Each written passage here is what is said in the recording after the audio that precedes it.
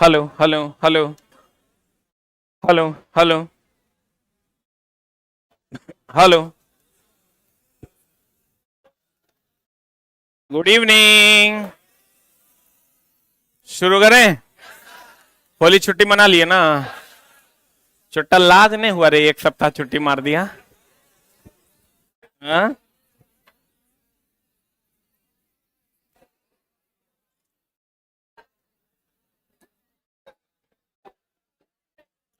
कितना तुम उपलब्ध था ये हमरा पता है, इसलिए तुम नहीं बोलो। बोलो कितना नंबर तक हुआ था?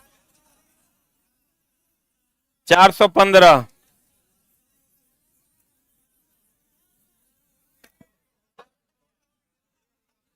यहां से होना था, इसके बाद होना था, यहां से ना।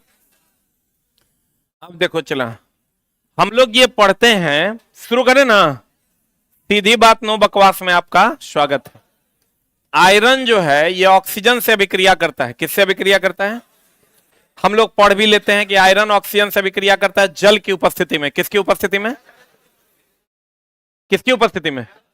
और ये बना देता है चला Fe2O3। क्या बना देता है? Fe2O3। अब हमको ये बताइए, इसी को हम लोग जंग कहते हैं। क्या कहते हैं चला? जंग कहते हैं। इसी को हम लोग कोरोजन भी कहते हैं। इसी को जंग कहते हैं और इसी को क्या कहते हैं? कोरोजन। अब देखो, एक मिनट होल्ड ऑन। अब मामला क्या है चला, कभी कभी जंग का फॉर्मूला होता है Fe2O3 भी इसका फॉर्मूला होता है, और Fe3O4 भी। एक मिनट रुकना रे। कोरोजन और संक्षारण में अंतर है। कोरोजन होता है जंग लगना और संक्षारण होता है नष्ट होना। जंग लगने के बाद नष्ट होना संक्षारण कहलाता है। आप एग्जाम हॉल में जाइएगा, कहेगा कि बताइए आयरन और ऑक्सीजन की उपस्थिति में लोहे का नष्ट होना क्या कहलाता है? संक्षारण। क्या होता है? आज जो प्राथमिक प्रक्रिया है वो क्या है? जंग लगना। क्या है? तो देखो, जंग लगना या कोरोजन इसको कहते हैं। इसका जो रंग होता है वो लालिमा युक्त, एनसीईआरटी में लाइन है चला, लालिमा युक्त भूरे रंग का होता है। कौन रंग का होता है चला? लालिमा युक्त कौन रंग का होता है? भूरे रंग का होता है। देखो, कभी जंग देखे हो? जैसे हम लोग कहते हैं चला, बेरियम सल्फेट का रंग कैसा? कैसा? सफेद। लेड आयोडाइड का रंग कैसा?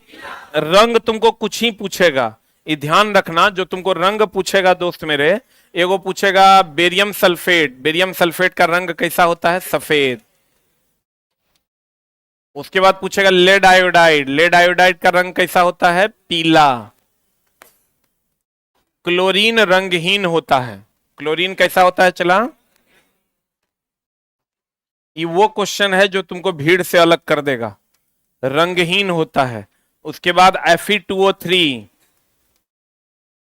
ये लालिमा युक्त भूरे रंग का होता है। लालिमा युक्त। जैसे हम लोग पढ़ते हैं चला, जंग किस रंग का होता है? भूरे रंग का होता है। बताओ, N2O किस रंग का होता है? लेड नाइट्रेट जब टूटता है तो NO2 के N2O, NO2 के N2O, आ NO2।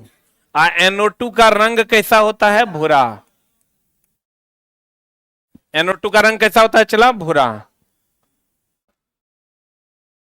सिल्वर क्लोराइड जब टूटता है सिल्वर में, उसका रंग कैसा होता है? स्लेटी। सिल्वर क्लोराइड जब सिल्वर, ये आगे है अभी हम बताएंगे आपको, जल्दी से लिख।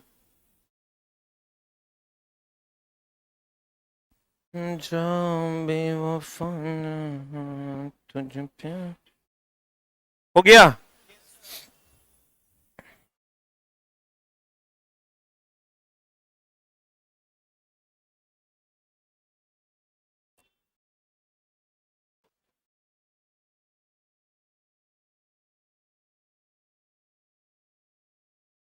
अरे हो गया, लिख लिए। Fe2O3 जो जंग का रंग होता है वो लालिमा युक्त किस रंग का होता है? भूरे रंग का। अब देखो चलाते, कहता है जंग, जंग जो है वो जल और ऑक्सीजन, इसके बदले में हम लोग कहेंगे जलवाष्प, दोनों की उपस्थिति में संभव है। यह लालिमा युक्त किस रंग का होता है? भूरे रंग का होता है। फिर कहता है डब्बा बंद, जितना भी डब्बा बंद है या बंद पदार्थों में जो खाद्य पदार्थ, डब्बा बंद छोड़ दो, कुरकुरे कह दो, चिप्स कह दो, कहीं पर अगर किसी भी बंद पात्र में किसी कार्यखंड को, किसी भी खाद्य पदार्थ को रखा जाता है तो उसमें कौन गैस रहता है? नाइट्रोजन। हम लोग ये पढ़ते हैं ना, कुरकुरे कौन गैस है? Nitrogen gas. कुरकुरे में कौन गैस? Nitrogen gas. तो वैसे ही अगर बंद डब्बा है तो उसमें कौन गैस भरा जाता है? कौन गैस? तो नाइट्रोजन गैस क्यों भरा जाता है? कथन निष्कर्ष में अगर पूछेगा तो आप कहिएगा कि नाइट्रोजन गैस जो है वो अभिक्रिया नहीं करता है अन्य गैसों से, इसलिए नाइट्रोजन गैस भरा जाता है, जिससे सड़न नहीं होता। जैसे फॉर एग्जांपल आप बल्ब में देखिए, आर्गन या नाइट्रोजन भरते हैं, ना वो जलता है ना जलने देता है, ना वो खुद नष्ट होता है ना दूसरे को नष्ट होने देता है। मतलब नाइट्रोजन अभिक्रिया की दर को धीमा करता है या रोक देता है। लिखिएगा, नाइट्रोजन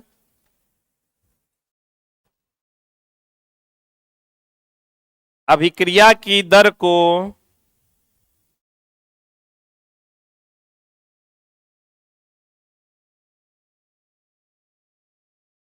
धीमा कर देता है।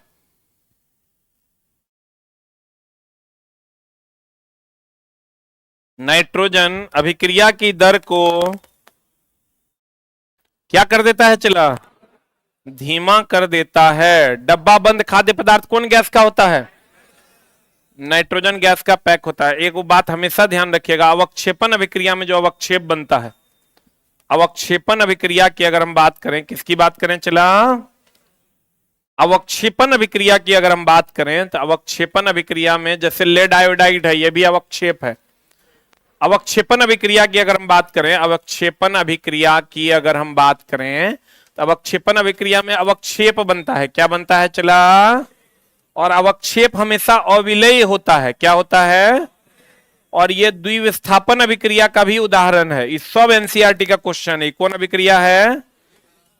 द्विविस्थापन अभिक्रिया का उदाहरण है। ये किसका उदाहरण है? चला, और इसमें आयनों का आदान प्रदान होता है। आयनों का आदान प्रदान होता है। एक मिनट, होल्ड डाउन। जितना भी द्विविस्थापन अभिक्रिया है, कौन अभिक्रिया है? उस सब में आयनों का क्या होता है? आदान प्रदान। प्लस माइनस पर जाता है और माइनस प्लस पर। इसमें जो अवक्षेप बनते हैं वो जल में क्या होते हैं? क्या होते हैं? अविलेय होते हैं। कहां पर? कहां पर रे? जल में। ये अवक्षेपण अभिक्रिया का कुछ गुण है जिसको आप लिख लीजिए, राइट इट डाउन।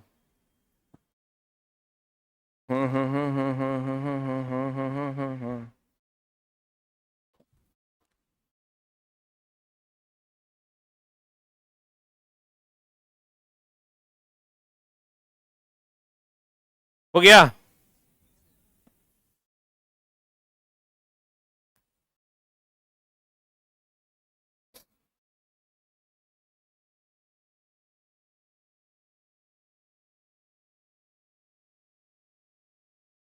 अरे हुआ?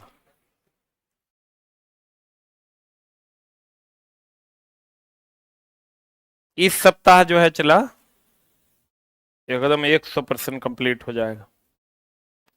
अरे हुआ? बढ़े? और अगर आप क्लास रेगुलर किए हैं तो आपका जो नंबर नहीं बढ़ रहा था वो कम से कम 5 नंबर तो हर बच्चे का हर उस क्वेश्चन में बढ़ेगा जहां पर आपको दिक्कत होता है। अब देखो, अवक्षेपण अभिक्रिया में अविलेय, अब कभी कभी क्वेश्चन देगा अविलेय अवक्षेप बनाता है, कभी कभी देगा अविलेय लवण बनाता है। अवक्षेपण अभिक्रिया में अविलेय लवण बनता है। जैसे BaSO4 है, तो BaSO4 क्या है? लवण है। आप ये कैसे पहचान लेंगे कि हम लवण है? तो जकरा में H+ देगा वो क्या है? अम्ल है। जकरा में H+ देगा वो क्या है? अम्ल है। जकरा में OH- देगा वो क्या है? क्षार है। तो देखो, जकरा में H+ कहीं दिख रहा है क्या? OH- कहीं दिख रहा है क्या? इसका मतलब ना ये अम्ल है ना ये क्षार है, ये क्या है? लवण है। आप देख लीजिए NaCl में, NaCl में क्या दिख रहा है आपको? H दिख रहा है क्या? ओ एच दिख रहा है क्या? दिख रहा है। और नहीं दिख रहा है इसका मतलब ये क्या है? लवण है। क्या है ये? लवण। आप PbI2 ले लीजिए, PbI2 में H प्लस है क्या? ओ एच माइनस है क्या? और नहीं है इसका मतलब ये क्या है? लवण। अरे बुझा रहा है? अगर H प्लस होगा तो क्या होगा? अम्ल। ओ एच माइनस होगा तो क्या होगा? क्षार। और अगर दोनों में से कुछ नहीं है तो कैसा दिखेगा? लवण। लेकिन ये हर जगह अप्लाई नहीं होता है। जैसे आप कॉपर सल्फेट ले लीजिए, कॉपर सल्फेट, कॉपर सल्फेट अम्लीय नहीं है, चला कॉपर सल्फेट का जलीय विलयन अम्लीय है। कॉपर सल्फेट अम्लीय नहीं है, कॉपर सल्फेट का जलीय विलयन अम्लीय होता है। बोलन रे? तो कहने का मतलब यह हुआ कि अब लवण आप लगभग पहचान लीजिएगा, देख लीजिएगा देखिए कैसा लग रहा है? लवण जैसा। क्यों? क्योंकि जो H प्लस देगा वो क्या है? अम्ल। जो H माइनस देगा वो क्या है? क्षार। ना इसमें H प्लस है ना इसमें OH माइनस है, क्या होगा? लवण होगा। क्या होगा? ये लवण होगा। तो कहते हैं चला, अभी हम इसी बात पर चर्चा कर रहे थे, ये भी क्वेश्चन आपको एनसीईआरटी में दिखेगा। AgCl2 जब सूर्य की उपस्थिति में, सूर्य के प्रकाश की उपस्थिति में, सूर्य की उपस्थिति में, सूर्य के प्रकाश की उपस्थिति में जब अभिक्रिया करेगा तो Ag plus plus plus 2Cl minus देगा। रुक रुक, चांदी का कलर कहेगा तो ये चमकीला होता है। ध्यान देना, चांदी का कलर कैसा होता है? चमकीला। कि कोई भी मार देगा सफेद होता है। चांदी कैसा होता है? सफेद। सब जानता है, वेल नोन है आपके लिए कि चांदी कैसा होता है। चांदी कैसा होता है? चांदी कैसा होता है? कैसा? सफेद ना। लेकिन जब सिल्वर क्लोराइड जब सिल्वर में टूटेगा ना तो ये जो सिल्वर है इसका रंग स्लेटी होता है। यही क्वेश्चन इस बार पूछा था रेलवे, हमको लगता है 10 बार ये क्वेश्चन पूछा, 10 बार ये क्वेश्चन पूछा कि जब सिल्वर क्लोराइड सिल्वर में टूटेगा तो उसका सिल्वर का रंग कैसा हो जाएगा? स्लेटी। और ये सूर्य के प्रकाश की उपस्थिति में टूटता है, इसलिए इसको हम प्रकाशीय अपघटन अभिक्रिया कहते हैं। कौन अपघटन? अरे रुक जाए यार, क्वेश्चन नहीं बनेगा, चला सब गड़बड़ी में फंस जाएगा। हम वो सभी क्वेश्चंस तुम बना सकता है, बल का सही मात्रक न्यूटन, विद्युत धारा का सही मात्रक एम्पियर, ये सब तरह से बन जाएगा। ऐसे क्वेश्चंस को एकदम आसानी से आप थोड़ा सा अगर कंसंट्रेट करके देखिएगा तो आप ऐसे क्वेश्चंस भी बना पाइएगा। सिल्वर क्लोराइड, हम कहते हैं प्रकाश की उपस्थिति में अगर अपघटन, अपघटन का मतलब होता है टूटना, लाइसिस बोलते हैं इसको। लाइसिस का मतलब क्या होता है? टूटना। प्रकाश की उपस्थिति में अगर टूटेगा प्रकाशीय अपघटन, विद्युत धारा की उपस्थिति में टूटेगा विद्युतीय अपघटन, और उष्मा की उपस्थिति में टूटेगा उष्मीय अपघटन। ये प्रकाश की उपस्थिति में टूट रहा है इसलिए इसको हम लोग प्रकाशीय अपघटन कहते हैं। तो जब ये सिल्वर क्लोराइड सिल्वर में टूटेगा तो इसका रंग कैसा होगा? स्लेटी। वैसे ही अगर पीबी लेड नाइट्रेट, अभी तुरंत हम बताए थे PbNO3 ये जो टूटता है तो क्या बनाता है? NO2 की N2O क्या बनाता है? और NO2 का रंग कैसा होता है? अभी तुरंत ने बताए थे भूरा। यही सब चला, कुछ कुछ 10-15 क्वेश्चन है जो घूम रहा है मार्केट में। बेरियम सल्फेट अगर बनाएगा तो कैसा रंग देगा? सफेद। कैसा देगा? लेड आयोडाइड होगा तो कैसा रंग देगा? पीला। हम सबको एक जगह लिखाई दिए हैं, वहां इसलिए ही नहीं लिखाया चला कि जब सिल्वर क्लोराइड, सिल्वर का रंग चांदी का होता है सफेद, लेकिन अगर सिल्वर क्लोराइड टूटेगा सिल्वर में तो इसका रंग कैसा हो जाता है? स्लेटी। बुझा रहा है? तो कहते हैं गौर फरमाइए। रिएक्शन लिख लिए? Write down the reaction.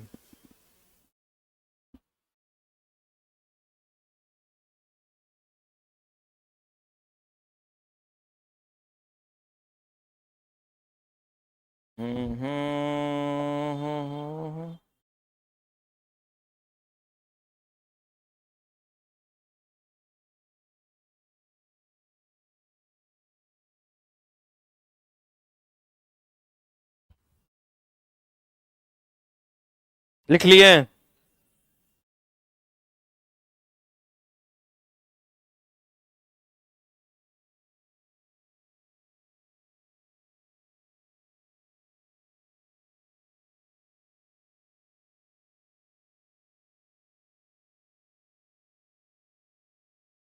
अरे हो गया।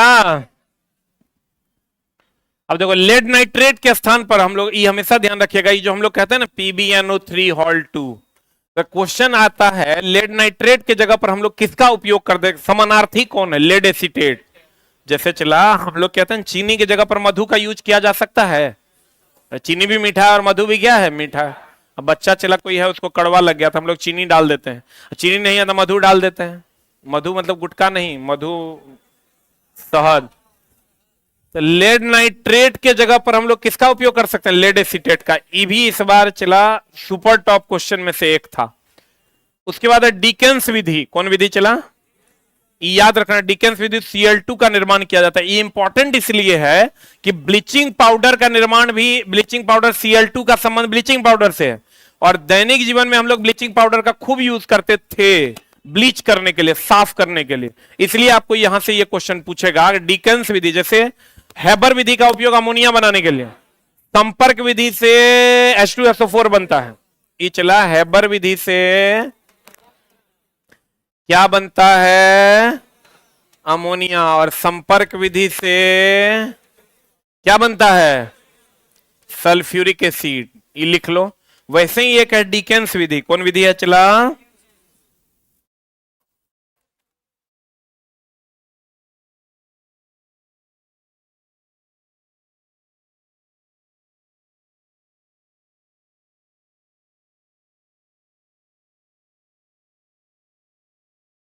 चला, अगर साउंड सही है तो कृपया एक टाइप करें। ऑनलाइन वाले बच्चे, अगर साउंड सही है तो कृपया एक टाइप करें। हो गया? डिकेंस विधि, क्लोरीन का निर्माण किया जाता है और O3H2O2 HNO2 ऑक्सीकारक तथा अवकारक दोनों है। ये चला क्वेश्चन यहां से पूछता है कौन कौन? ओजोन, H2O2, HNO2, ये ऑक्सीकारक और अवकारक दोनों है। मतलब इलेक्ट्रॉन का त्याग भी कर सकता है और इलेक्ट्रॉन का ग्रहण भी कर सकता है। जैसे हम लोग उभयधर्मी पढ़ते हैं ना चला जी, उभयधर्मी जिसमें अम्लीय और क्षारीय दोनों का गुण रहता है, वो कौन कौन है उभयधर्मी में? Al2O3, ZnO, PbO2, इसमें अम्लीय और क्षारीय दोनों का गुण पाया जाता है। लिख लो। वैसे ही ऑक्साइड, ऑक्सीकारक और अवकारक दोनों का गुण पाया जाता है O3 में, H2O2, HNO2 में।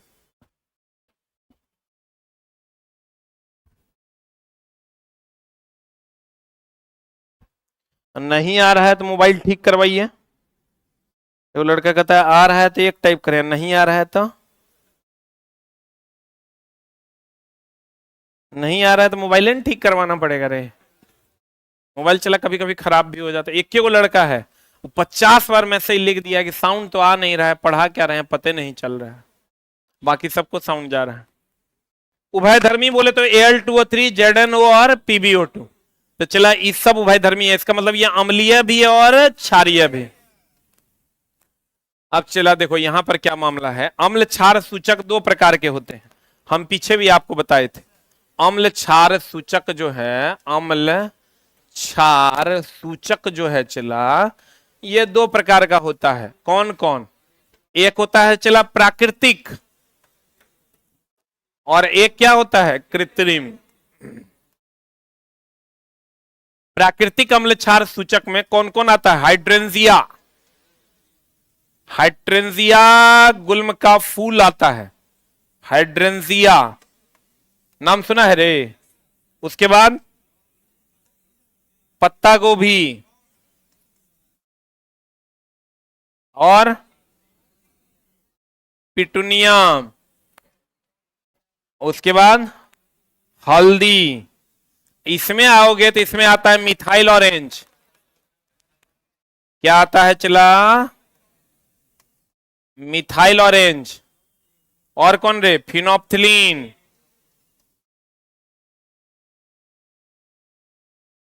Methyl orange, phenolphthalein.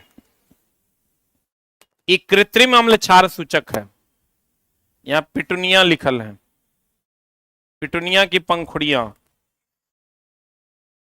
ये हमारे यहां नहीं पाया जाता लेकिन होता है। मिथाइल ऑरेंज, फिनोप्थिलीन, हाइड्रेंजिया गुल्म का पौधा, पत्ता, पत्ता गोभी, पिटुनिया की पंखुड़ी, हल्दी, ये सब चला प्राकृतिक अम्ल क्षार सूचक है। कृत्रिम में आ गया मिथाइल ऑरेंज, फिनोप्थिलीन। जो कृत्रिम अम्ल क्षार सूचक है,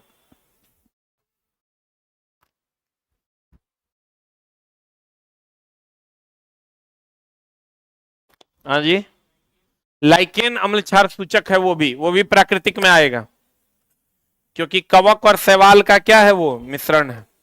कवक भी प्राकृतिक है और शैवाल भी क्या है, प्राकृतिक है। हो गया।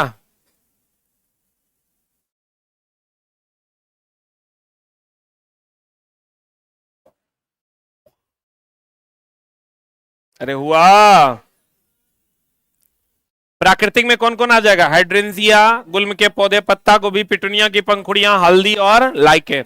कृत्रिम में आ जाएगा मिथाइल ऑरेंज, फिनोप्थिलीन। अब देखो चला, हाइड्रेंसिया, पिटूनिया, जेरानियम जैसे कई फूलों की पंखुड़ियों को भी अम्ल क्षार सूचक के रूप में उपयोग किया जाता है। वेनिला का नाम सुना है, प्याज, लौंग, वनीला, ये सब चला गंधीय सूचक है। कौन सूचक है?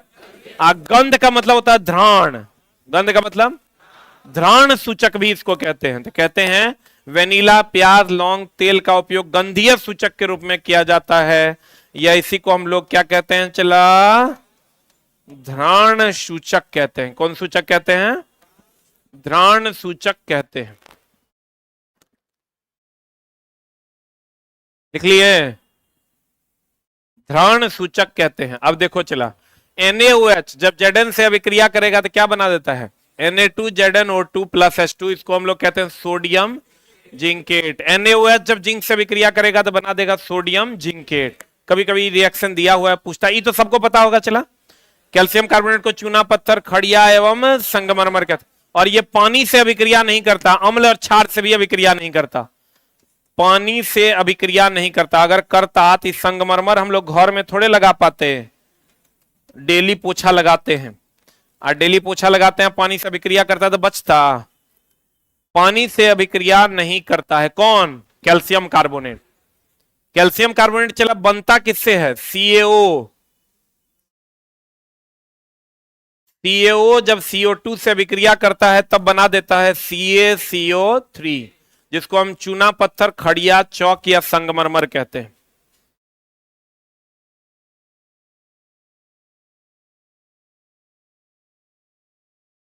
हो गया? अरे हुआ। इसको हम लोग त्वरित चूना के नाम से भी जानते हैं। इसको कौन चूना कहते हैं? चला, त्वरित चूना कहो, अनबुझा चूना कहो, क्विक लाइम कहो, सब इसी का नाम है। अरे बढ़े।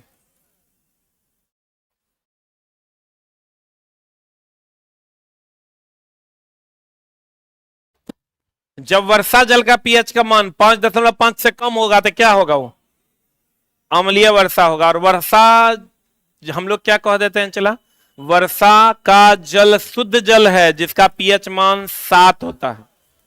वर्षा अगर डायरेक्ट आपको पूछ दे कि वर्षा जल जो है, वर्षा जल जो है, वर्षा जल, इसका पीएच मान कितना? तो पीएच मान कितना? 7।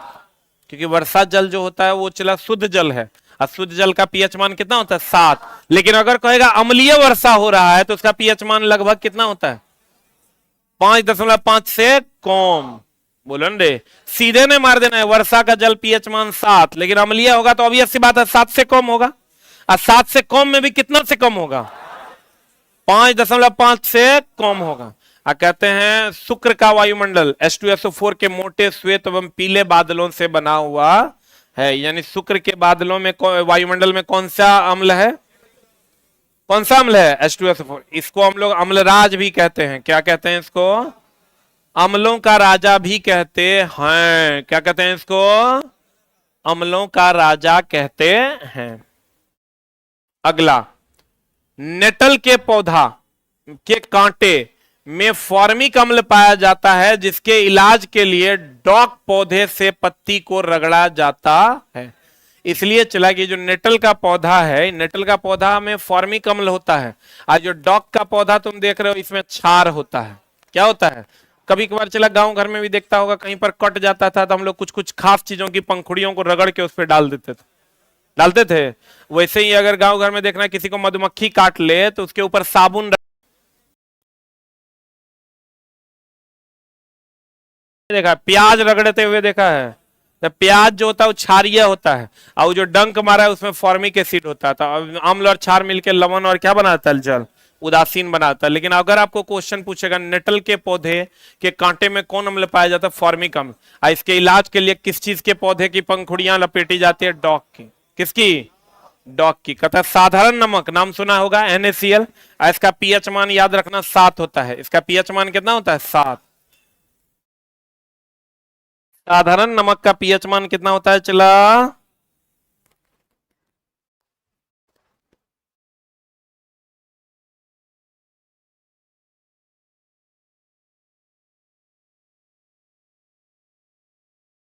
लिखे,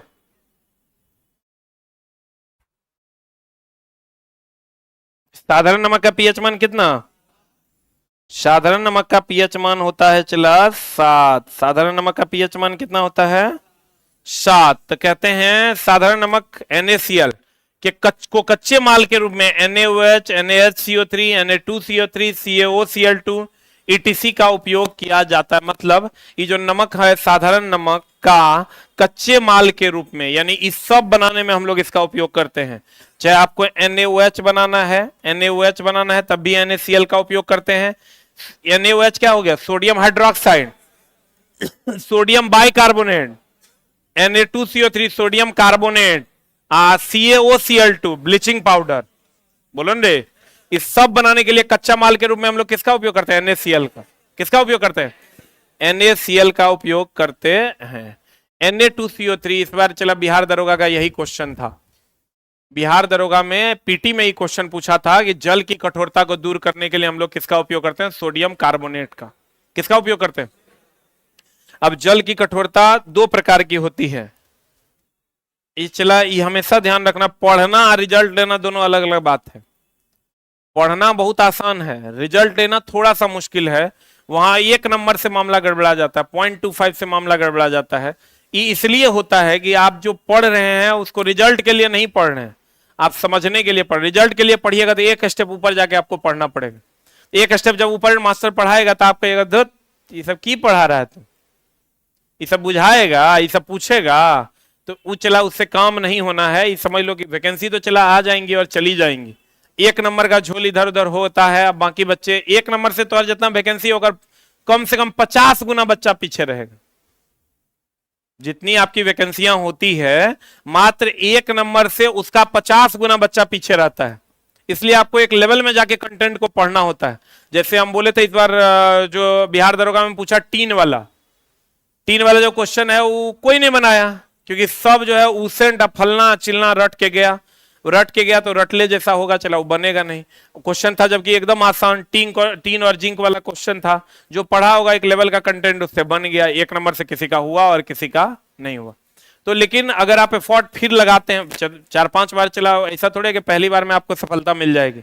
आप एफर्ट बरकरार रखिए, 100% सफलता आपको मिलेगी, जिसका 0.25 से या 0.5 से नहीं हुआ है। लेकिन चला उसके लिए आपको नेक्स्ट लेवल में जाके कंटेंट पढ़ना होगा। नेक्स्ट लेवल में जैसे कंटेंट पढ़ाएगा तो आपको समझने में दिक्कत होगी, दिमाग आपको भारी भारी फील करेगा, तो आपको लगेगा धूर साला की पढ़ा रहा है, बुझाइए नहीं रहा, क्योंकि पीछे तो कुकर्म किए हुए हैं, पीछे तो सही कर्म किए नहीं है। तो चला वो दिक्कत होवे करेगा, नहीं होने का कोई बात नहीं है।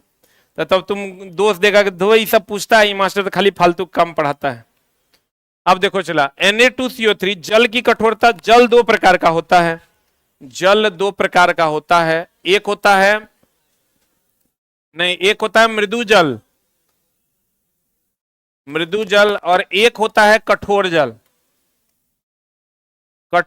अब कठोर जल भी 2 प्रकार का होता है, एक अस्थाई कठोरता होता है और एक होता है अस्थाई कठोरता।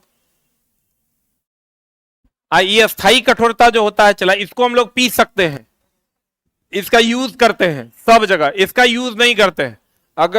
अगर इसका यूज करना है तो इसको उपचारित करना होगा, इसको ठीक करना होगा। और ठीक करने के लिए पहले तो इसमें कठोरता, अस्थाई कठोरता होता है कैल्शियम और मैग्नीशियम के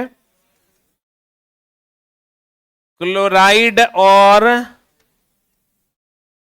सल्फेट के कारण। अस्थाई कठोरता होता है कैल्शियम और मैग्नीशियम के बाइकार्बोनेट के कारण। आई दोनों को चला दूर किया जा सकता है, दोनों को दूर करेंगे सोडियम कार्बोनेट के द्वारा। बिहार दरोगा 2023। दोनों को दूर किया जाता है सोडियम कार्बोनेट के द्वारा। जल्दी लिख।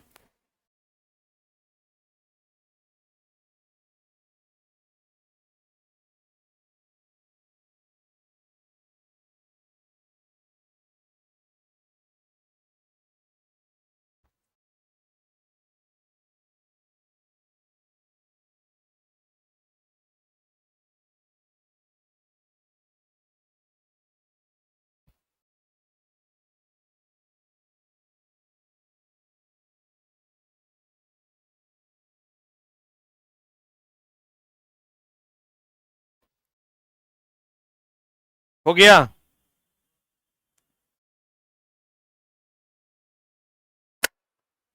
जल की कठोरता दो प्रकार का, एक अस्थाई एक अस्थाई।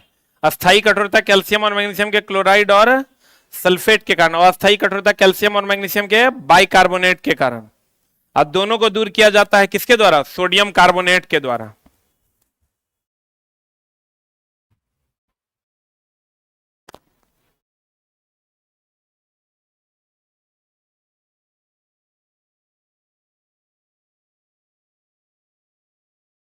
अरे हुआ हो,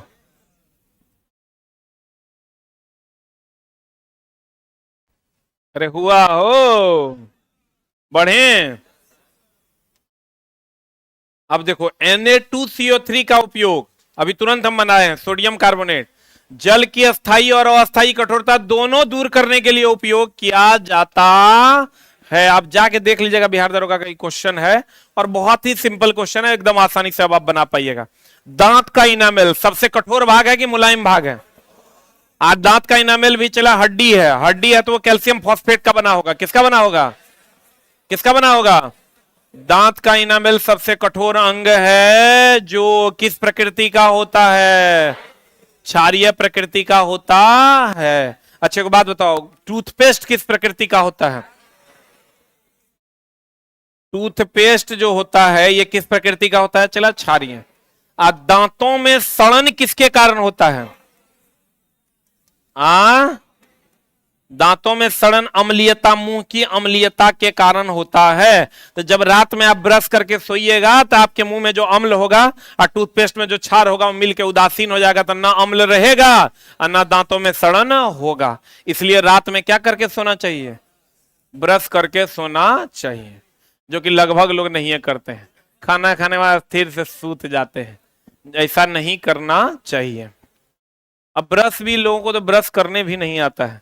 ब्रश तो ऐसा रगड़ते हैं लगता है कि साला रगड़िए के हटेगा। ब्रश जब भी आप करते हैं चला हल्के हाथों से कीजिए। अब ब्रश ऐसे ऐसे नहीं करना है। हमको एक बार डेंटिस्ट सिखाया, तुम लोग को ज्ञान हम पार्सल कर रहे हैं। हम गए थे डेंटिस्ट के पास, तो डेंटिस्ट ने कहा कि ब्रश जो लोग करते हैं वो ऐसे ऐसे करते हैं, ऐसे ऐसे नहीं करना है, ब्रश ऐसे ऐसे करते हैं। हम लोग की करते हैं, मारते हैं ऐसे ऐसे नहीं करना, ब्रश ऐसे ऐसे करना और हल्के हाथों से करना है, नहीं तो धीरे धीरे आपके मसूड़े जो है हट जाएंगे और आपको दिक्कत होने लगेगी, दांत हिलने लगेगा। पता चला 50 के उम्र जाते जाते तो दांत लगभग गिर जाएगा। दांत जब भी ऐसे ऐसे करना और हल्का एकदम नॉर्मल हाथ से ऐसे ऐसे पकड़ना, इतना ही करना। तो कहते हैं चला टूथपेस्ट कैसा होता है? क्षारीय। और दांतों में सड़न किसके कारण होता है? अम्लीयता के कारण। तो जब अगर दांतों में अम्ल है, मुंह में अम्ल है और अगर हम क्षार डाल देंगे तो उदासीन हो जाएगा, सारा का सारा अम्ल क्या हो जाएगा?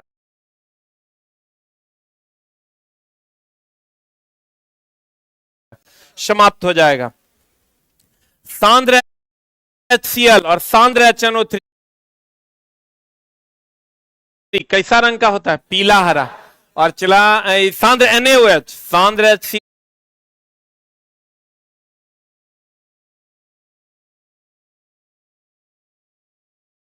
और सांद्र NaOH किस रंग का होता है? पीला हरा रंग का होता है। एक चीज और ध्यान रखिएगा, सांद्र HCl, सांद्र HCl, ये भी एनसीईआरटी का डायरेक्ट सवाल है। सांद्र HCl प्लस सांद्र, सांद्र मतलब मोटा की पतला, मोटा, सांद्र HNO3 जो है चला बना देता है अम्लराज। क्या बना देता है? अम्लराज। ई होता है चला कितना अनुपात कितना में? एकरा में 1 है तो ये 3 होगा, एकरा में 3 है तो ये क्या होगा? 1। और ये जो है चला सांद्र, एनसीईआरटी का क्वेश्चन है, मजाक में नहीं लेना। यहां पर क्या किया ना, सांद्र HCl तनु HNO3, अरे इधर देखो पहले, सांद्र HCl तनु HNO3 या तनु HCl सांद्र HNO3, नहीं दोनों सांद्र होगा। सांद्र होगा मतलब कैसा होगा? मोटा। अब मोटा होगा तो ये बना देगा अम्लराज। क्या बना देगा? अम्लराज। अम्लराज बोले तो एक्वारेजिया। क्या बना देगा चला? एक्वारेजिया। इसमें कौन घुल जाता है? गोल्ड और प्लेटिनम क्या हो जाता है? घुल जाता है। लेकिन चला अगर पहला ऑप्शन मारना हो तो क्या मारिएगा? गोल्ड। अगर दोनों में से कोई एक चुनना हो तो क्या मारिएगा? गोल्ड। प्लेटिनम नहीं चुनिएगा, दोनों ऑप्शन अगर रहेगा। वैसे दोनों रहता नहीं है लेकिन अब रहता है।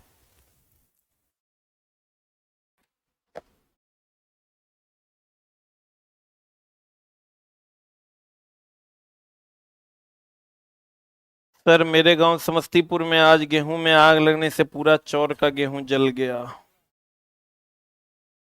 लग गया होगा, चलो गर्मी है और गेहूं सूखा हुआ है, हवा हुआ बह रहा है।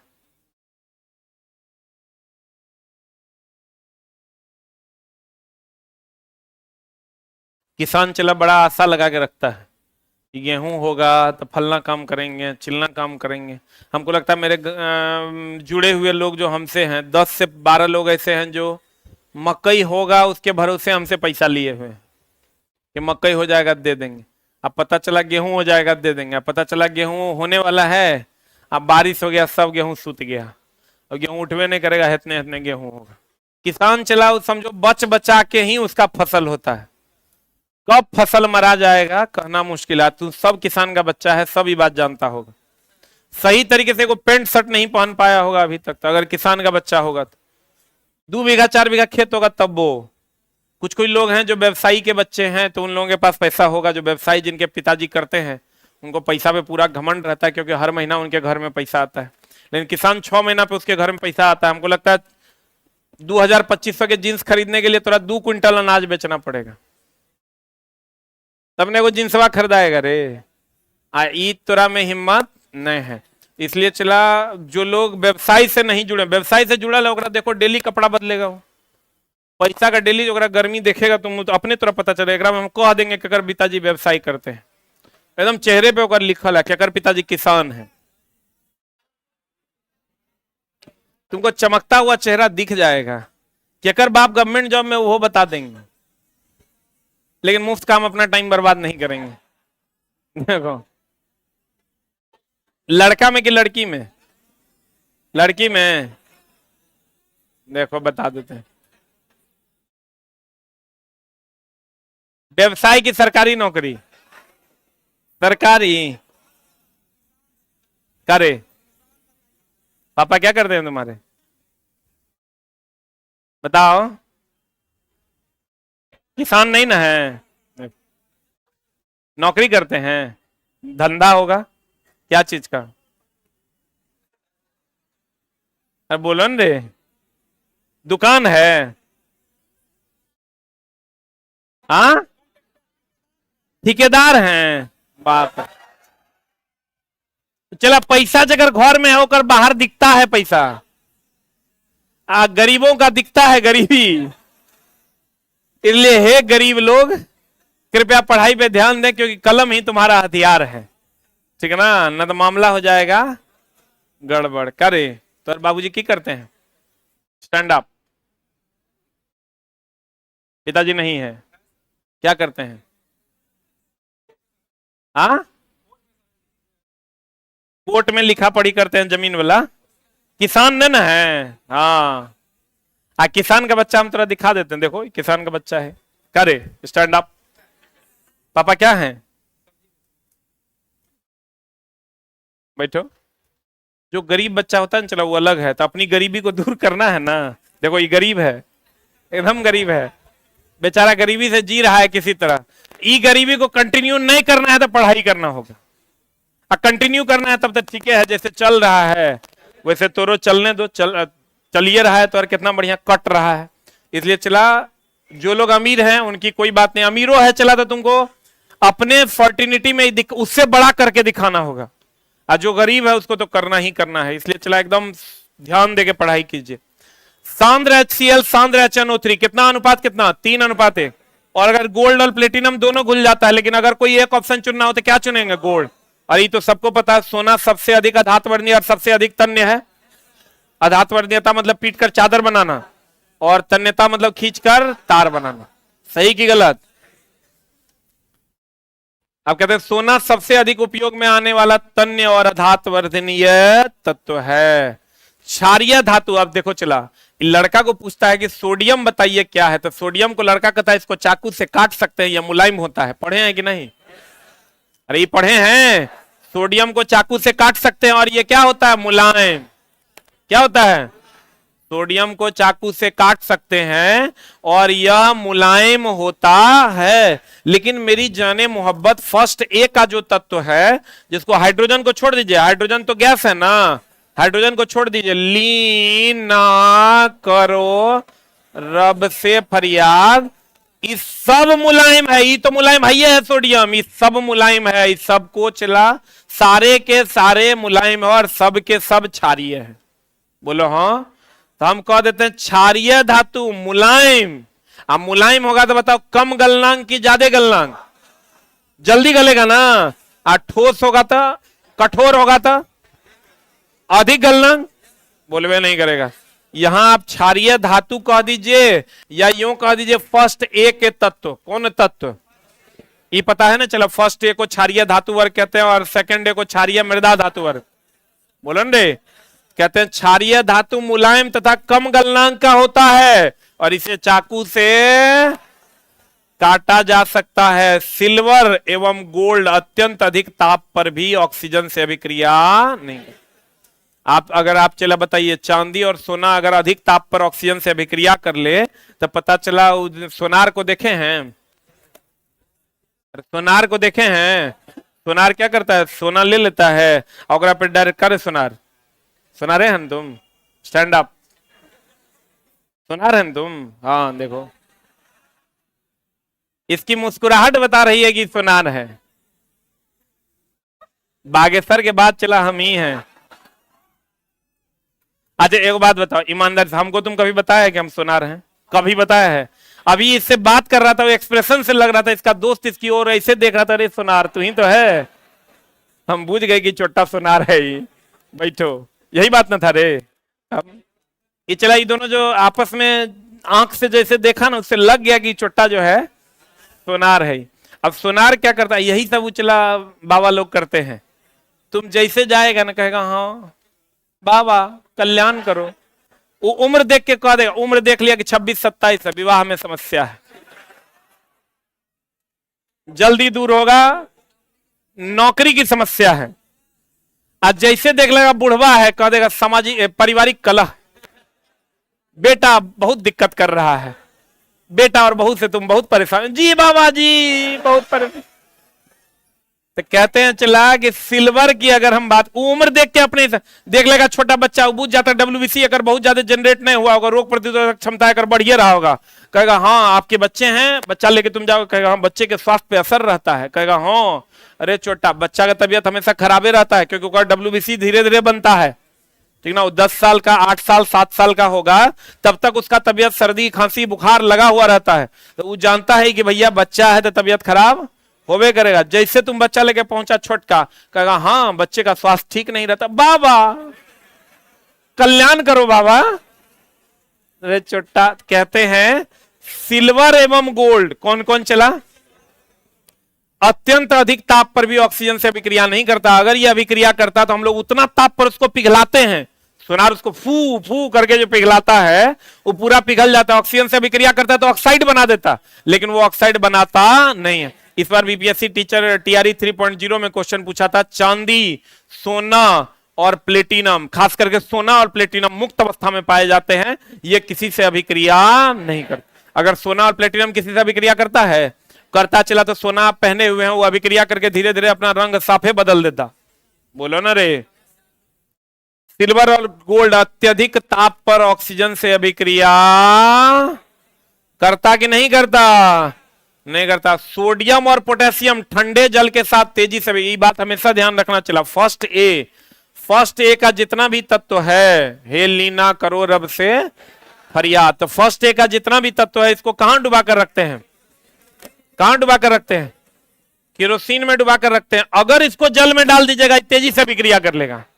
फास्फोरस को जल में सुरक्षित, ये फर्स्ट ए जो है केरोसिन में सुरक्षित रहता है। फर्स्ट ए कहां सुरक्षित रहता है दोस्त मेरे? केरोसिन में सुरक्षित रहता है। और फास्फोरस जो है ये कहां सुरक्षित रहता है? पानी में सुरक्षित रहता है। खाली हम लोग जानते हैं सोडियम जो है केरोसिन में सुरक्षित रहता है, नहीं, फर्स्ट ए का जितना भी तत्व है वो पानी में सुरक्षित रहता है। फर्स्ट ए करें केरोसिन में सुरक्षित रहता है। अब फास्फोरस किसमें सुरक्षित रहता है? पानी में।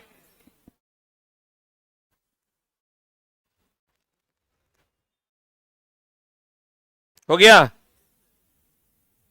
एक बात बताओ, इसका मतलब अगर फर्स्ट ए का जो तत्व है लीना करो रब से फरियाद, इसको अगर पानी में डाल देंगे तो सुरक्षित रहेगा कि असुरक्षित रहेगा? इसका मतलब तेजी से अभिक्रिया करेगा? बोले मैं नहीं करेगा। और खास करके सोडियम और पोटेशियम तेजी से अभिक्रिया करता है। अरे बोल लो। मैग्नीशियम की बात करें, ठंडे जल के साथ अभिक्रिया करता है कि नहीं करता है? नहीं करता, बल्कि गर्म जल के साथ धातु के ऑक्साइड Mg2O और हाइड्रोजन प्रदान करता है। Mg जो है चला जल से अभिक्रिया नहीं करता, लेकिन जब गर्म जल दोगे, कौन जल दोगे चला? गर्म जल अगर दे दोगे, गर्म जल दे दोगे, गर्म जल दे दोगे तो ये अभिक्रिया कर लेगा और ये बना देगा MgO। आप प्लस कौन गैस निकाल देगा? Hydrogen gas. मैग्नीशियम जलने पर भी चला ऑक्सीजन MgO ही देता है। Mg जब ऑक्सीजन से अभिक्रिया करेगा और तब जब जलेगा तब भी ये क्या दे देगा? MgO दे देगा। क्या दे देगा चला? लिख लो जल्दी से।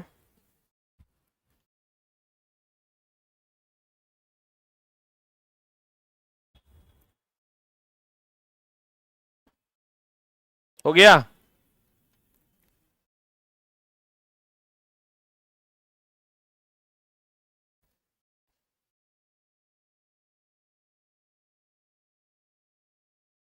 अरे हुआ? पीबी बोले तो सीसा, Cu, Ag, Au जल के साथ बिल्कुल भी अभिक्रिया नहीं करता। अब देखो चला, ये क्वेश्चन जब पूछता है कि सीसा जल से अभिक्रिया करता है नहीं करता है, कर भी सकता है नहीं भी कर सकता है, तो नहीं करता है। अगर चला करता तो शीशा के गिलास में हम लोग जल पी पाते हैं? ये जो शीशा का गिलास है एकरा में जल पी पाते हैं हम लोग? नहीं पी पाते। अगर ये जल से अभिक्रिया करता तो ये अपने अभिक्रिया कर करके अभी तक हमारा पेट में घुस गया रहता। सोना चांदी ये सब भी अगर जल से अभिक्रिया करता तो हम लोग सोना का चेन पहनते हैं, अब पहन के हम लोग चला नहा लेते हैं, तो का वो घुल जाता है? ओकरा में घुल जाता तो पता चला लोग नहाने से पहले ओकरा खोल देता। शरीर के पसीने से ही पता चला कि कंगन जो है पिघल जाता। तो इसलिए सोना चांदी सीसा कॉपर ये सब जल से अभिक्रिया नहीं करते। अभी तुरंत बताए थे कैल्शियम कार्बोनेट, ये भी जल से अभिक्रिया नहीं करता। अगर करता चला तो संगमरमर जो है वो जल से अभिक्रिया कर न लेता, तो हम लोग पोछा डेली लगा पाते।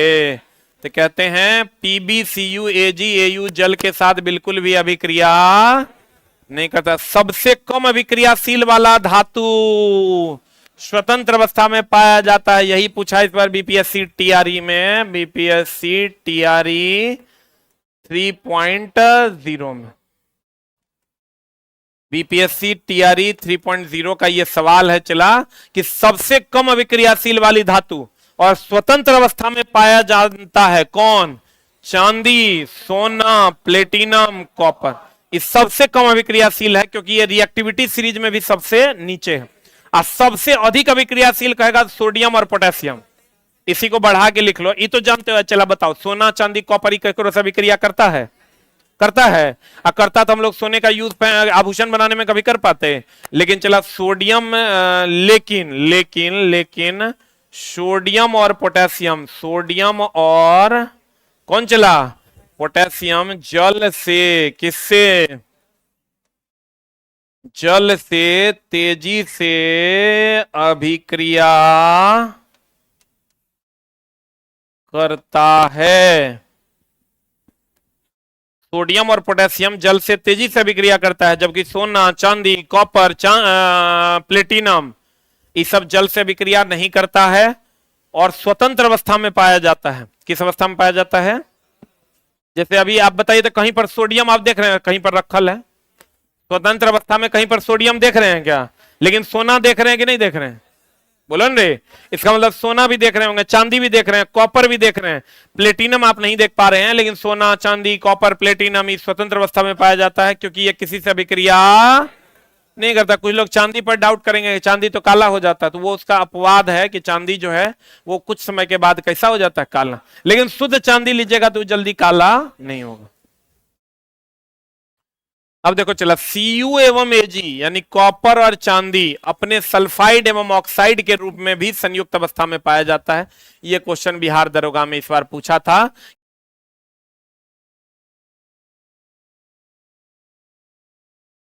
कि Cu जो है वो बना देता है Cu2O, जिसका रंग कैसा होता है, हरा।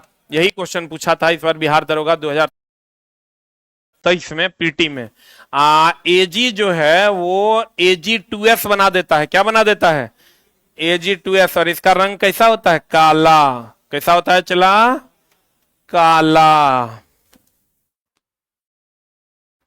Cu2O बना देता है, जिसका रंग कैसा होता है, हरा। Ag क्या बनाता है, ये H2S भी बनाता है। चला, Cu2O तो लिखो ही लिखो, H2S भी बना देता है और इसका रंग कैसा होता है, हरा। लेकिन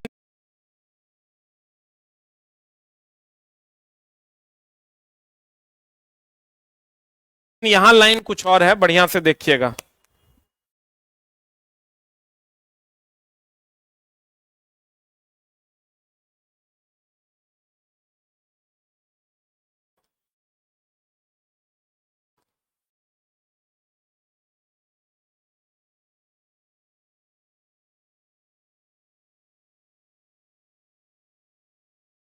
हो गया?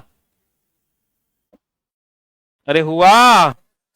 अब कहता है चला, कॉपर और चांदी अपने सल्फाइड, देख लो, कॉपर से कॉपर सल्फाइड और सिल्वर से सिल्वर ऑक्साइड के रूप में भी संयुक्त अवस्था में पाया जाता। संयुक्त मतलब जुड़ा हुआ, संयुक्त मतलब जुड़ा हुआ, लेकिन अधिकतर ये स्वतंत्र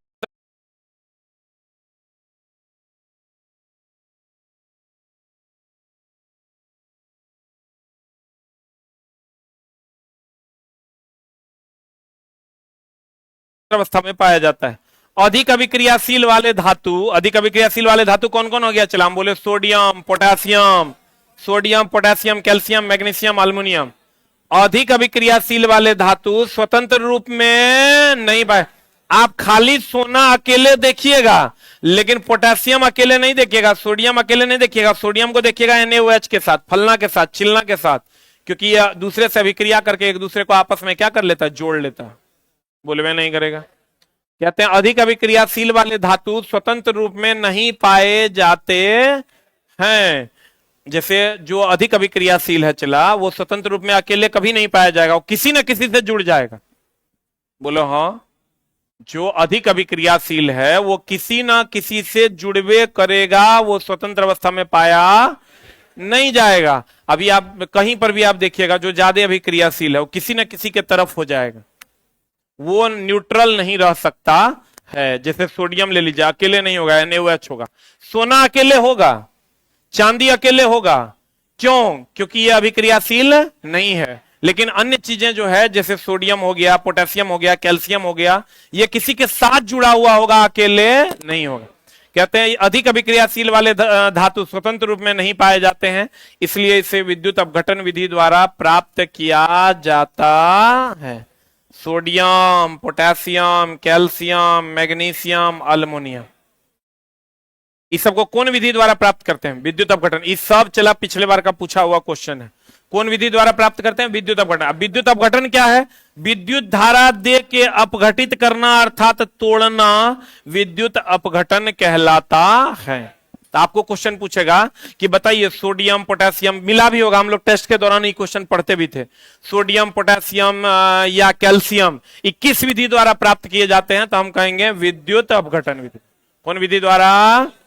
विद्युत अपघटन विधि द्वारा प्राप्त किया जाता है। जिंक ले लो, आयरन ले लो, सीसा ले लो, पृथ्वी की भूपरपट्टी में यह ऑक्साइड और सल्फाइड और कार्बोनेट के रूप में पाए जाते हैं। जिंक ऑक्साइड के रूप में रहता है, ZnO के रूप में, ZnO के रूप में रहता है, तो इसको हम लोग दार्शनिक पुष्प के नाम से जानते हैं। कौन पुष्प के नाम से? दार्शनिक पुष्प, या इसी को हम लोग यसद पुष्प के नाम से जानते हैं। किसके नाम से जानते हैं चला? यसद पुष्प के नाम से जानते हैं, या इसी को हम लोग फिलोसफर उल के नाम से जानते हैं। फिलोसफर उल के नाम से जानते हैं।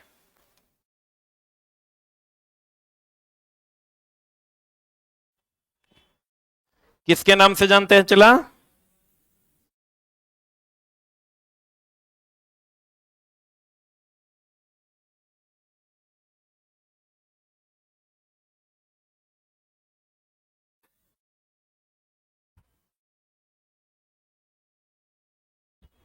अरे हो गया। ZnO दार्शनिक पुष्प है, यसद पुष्प है, फिलोसफर उल है। उसी तरीके से लेड ऑक्साइड होगा तो लेड सल्फाइड होगा तो FeS2 हो जाएगा। लेड का आयरन ऑक्साइड होगा तो या iron sulphide FeS2, iron carbonate होगा तो Pb2O3 या PbCO3 हो जाएगा। Zn Fe PbCu कार्बन का उपयोग से क्या होते हैं?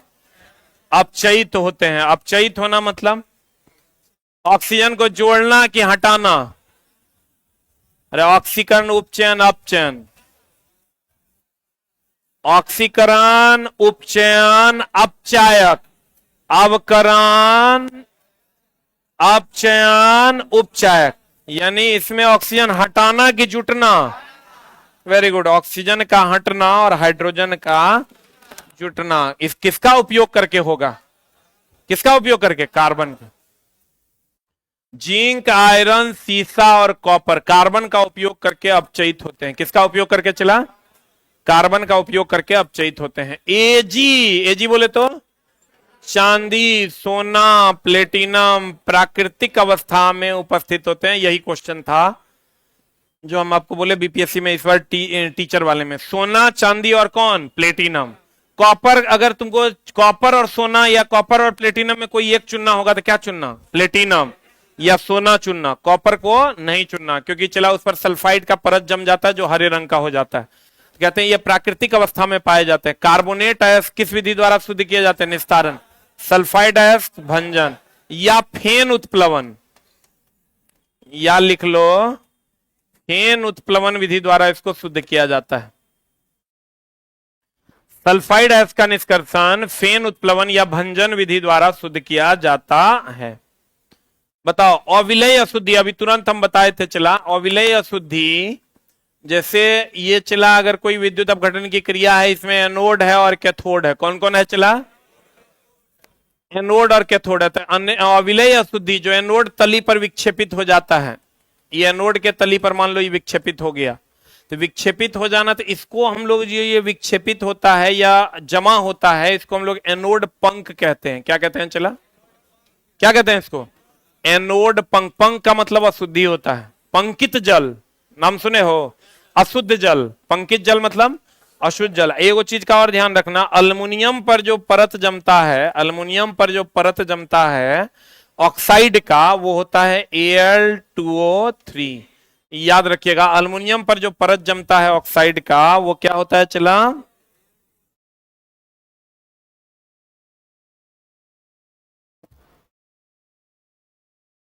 जो परत जमता है वो किसका होता है? Al2O3 का। अल्युमिनियम पर परत जमता है किसका होता है? Al2O3 का। और कह देगा अविलेय अशुद्धि एनोड के तली पर विक्षेपित होता है, जिसे हम लोग क्या कहते हैं? क्या कहते हैं रे? एनोड पंक कहते हैं। पंकित जल का मतलब होता है अशुद्ध जल। लिख लो कहीं पर, पंकित जल। कौन जल चला? पंकित जल का मतलब होता है अशुद्ध जल। पंकित जल बोले तो अशुद्ध जल। जितना लड़का चला हल्ला करता ना, है ही भारी क्वेश्चन है, भारी क्वेश्चन, इससे बाहर आपका साइंस का क्वेश्चन नहीं जाएगा अगर आप इसको अच्छे से कर लेते हैं तो। हम इसके रिलेटेड क्वेश्चन भी सारा बता दे रहे हैं। आप कम से कम 700 अगर वन लाइनर बताएंगे तो कम से कम 3000 के आसपास आपको हम पढ़ा देंगे, 3000 अप्रोक्स। पंकित जल मतलब कौन जल? अशुद्ध जल। बताओ, पंकित जल का क्वथनांक अधिक की कम? अरे बोलो न रे, क्वथनांक किसका क्या? पंकित जल का क्वथनांक होता है अधिक। पंकित जल का क्वथनांक कितना होता है? अधिक। CuCO2 से, आर्द्र CO2 से विक्रिया करेगा, CuCO3 बनाएगा, जिसका रंग कैसा होता है? हरा। जैसे अभी हम बोले थे बेरियम सल्फेट का रंग कैसा? सफेद। लेड आयोडाइड का रंग कैसा? पीला।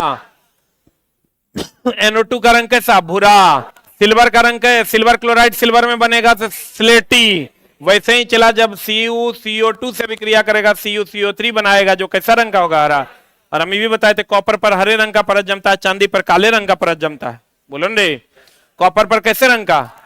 हरे रंग का। चांदी पर कैसा? काले रंग का परत जमता है। तो भैया मेरे, जब CuCO2 से विक्रिया करेगा आर्द्र CO2 से, तो बना देगा CuCO3, जिसका रंग कैसा होगा? हरा। ऐसे भी चला, कॉपर पर कौन रंग जमता है? हरा। कौन रंग? हरे रंग का जमना होता है। आयरन, अल्युमिनियम और जिंक ठंडा एवं गर्म जल के साथ कोई अभिक्रिया अगर करता चला तो लोहा के बर्तन में हम लोग लोहा के लोहिया में हम लोग खाना बना पाते? अल्युमिनियम के लोहिया में हम लोग खाना बना पाते? अगर ठंडा जल से विक्रिया कर जाता या गर्म जल से विक्रिया कर जाता तो हम उसमें खाना नहीं बना पाते। एक और जान लो, कौन? जिंक। यही क्वेश्चन पूछा था कि भैया अभिक्रियाशीलता किसकी ज्यादा है, टीन की कि जिंक की? अधिकतर जब ये क्वेश्चन आता है अभिक्रियाशीलता चला जिंक की ज्यादा है और टीन की कम, इसलिए टीन के बर्तन प्रयोग किए जाते हैं। इसलिए टीन के बर्तन प्रयोग किए जाते हैं, प्रयोग किए जाते। एक क्वेश्चन जो बीपीएससी 1 में चला टफ पूछा था वो यही था, एक क्वेश्चन मात्र जो सबसे टफ पूछा था। खाने वाले बर्तन जो हैं वो टीन के क्यों बनाए जाते हैं? इसलिए बनाए जाते हैं क्योंकि उसकी अभिक्रियाशीलता कम है। जिसकी अभिक्रियाशीलता ज्यादा होगी वो चला खाना के साथ ही घुल जाएगा। तो खाना के साथ घुल जाएगा तो पता चला जिंक का बर्तन लीजिएगा, जिंक घुल जाएगा खाने भोजन में, तो घुल जाएगा तो फिर मामला गड़बड़ान जाएगा। इसलिए हम लोग टीन के बर्तन का उपयोग करते हैं क्योंकि उसकी अभिक्रियाशीलता कम होती है।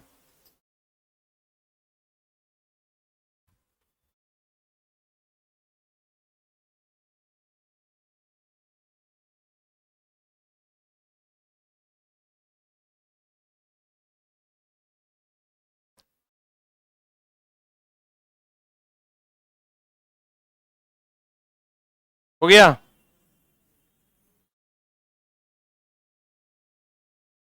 आजकल नेटवर्क का बहुत इशू है ना रे, रहबे नहीं करता है ना। रात में हम सोचे थोड़ा देर मैच देखेंगे, वाईफाई नहीं चल रहा था तो मैचो नहीं चल पाया, जियो पे मैच चलवे नहीं किया। देख ही रहे थे, हमको लगा हल्ला हुआ था, हमको लगा महेंद्र सिंह धोनी आउट हो गया। आउट हो गया तो हाथ में मोबाइल था ही, थके हुए थे, हम सो गए। साला भोरे उठे देखे 37 रन मार दिया। हम बोले साला देखो देख नहीं पाए। हम चला MS धोनी के एकदम पक्के सपोर्टर हैं, एकदम 100% वाला। हम अगर किसी के फैन हैं इस पूरे पृथ्वी पर 2-4 लोगों के, तो उसमें एक आदमी वो है जिसका नाम है महेंद्र सिंह धोनी। अब बहुत लोग मुंबई को सपोर्ट करते हैं वगैरह वगैरह, लेकिन अपन तो भैया CSK का फैन है। CSK के कौन कौन फैन है एक बार हाथ खड़ा कीजिए। मतलब इसमें भी मुंबई और RCB का फैन बैठा हुआ, मारो सबको। RCB बोला, अब मुंबई इंडियन, गुजरात टाइटंस भी है क्या? लखनऊ सुपर जॉइंट्स न है। मैक्सिमम हमको लगता है फैन 3 ही भागों में बटा हुआ है। सनराइजर्स हैदराबाद है क्या? है कलकत्ता। तुम छोटा सब में हाथ उठाता है, आदमी है कि? अब देखो, अभिक्रियाशीलता जो है चला, अभिक्रियाशीलता सबसे ज्यादा होती है जिंक की टीन की? जिंक की अभिक्रियाशीलता ज्यादा और टीन की अभिक्रियाशीलता कम। इसीलिए टीन के बर्तन का उपयोग करते हैं। किसका उपयोग करते हैं? खाने के बर्तन में टीन का उपयोग किया जाता है, तो वह अभिक्रिया खाने से नहीं करता है और हमारा खाना सुरक्षित रहता है। लेकिन जंगरोधी बनाने, लोहे को जंगरोधी बनाने के लिए हम लोग टीन का लेप नहीं लगाते हैं। किसका लेप लगाते हैं? लोहे को जंगरोधी बनाना है, लोहे को जंगरोधी बनाना। इससे भी कम अभिक्रिया तो सोना करता है, तो अगर लेप नहीं लगा देंगे। लोहे को जंगरोधी बनाने के लिए किसका उपयोग करते हैं? जिंक का। बनारस का जो चला काशी विश्वनाथ मंदिर है, उसके ऊपर सोने का पत्थर लगा हुआ है ना, एकदम तुमको चमकीला नजर आएगा। हो गया? अरे हुआ। अब देखो, कहता है धातु, धातु कौन चला? धातु HNO3 से अभिक्रिया करके कौन गैस नहीं देता है? बाकी जितना धातु है, धातु की अगर बात करोगे तो लगभग धातु जो है वो जल से अभिक्रिया करके हाइड्रोजन गैस देता है। धातु जल से अभिक्रिया करेगा तो कौन गैस देगा? Hydrogen gas. एगो चीज और ध्यान रखना, धातु अम्ल से भी अभिक्रिया करेगा ना, तब भी कौन गैस देगा? Hydrogen gas. लेकिन धातु जब HNO3 से अभिक्रिया करेगा तो हाइड्रोजन गैस नहीं देता है। लिख लो, धातु जल से विक्रिया करेगा हाइड्रोजन गैस देगा, धातु अम्ल से विक्रिया करेगा हाइड्रोजन गैस देगा, लेकिन धातु HNO3 से विक्रिया करेगा तो हाइड्रोजन गैस नहीं देगा। अम्ल में ये अपवाद है, HNO3 भी अम्ल है, नाइट्रिक एसिड, लेकिन ये अपवाद है। हम अभी वो लिखा है धातु अम्ल से विक्रिया करेगा हाइड्रोजन गैस देगा, लेकिन धातु नाइट्रिक एसिड HNO3 से विक्रिया करेगा तो हाइड्रोजन गैस नहीं देगा। लिख लिया?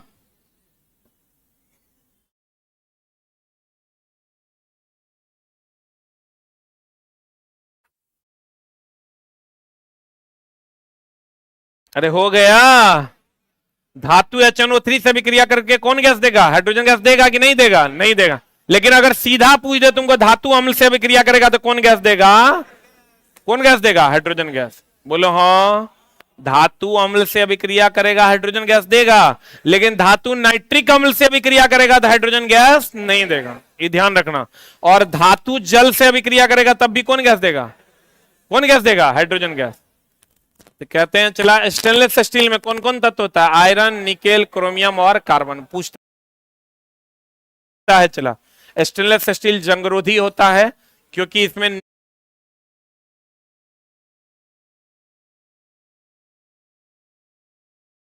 निकेल होता है, क्रोमियम होता है और क्या होता है? कार्बन। आपको कभी कभी क्वेश्चन पूछता है स्टेनलेस स्टील का मुख्य तत्व क्या है, तो कहेंगे आयरन, निकेल, क्रोमियम और कार्बन। भूपरपट्टी पर खनिज के रूप में कितना % कार्बन है? 0.02% कार्बन है। वायुमंडल में कितना % CO2 है? 0.03%। कार्बनिक यौगिक, अब देखो चला, कार्बनिक यौगिक जैसे ले लो तुम अल्कोहल,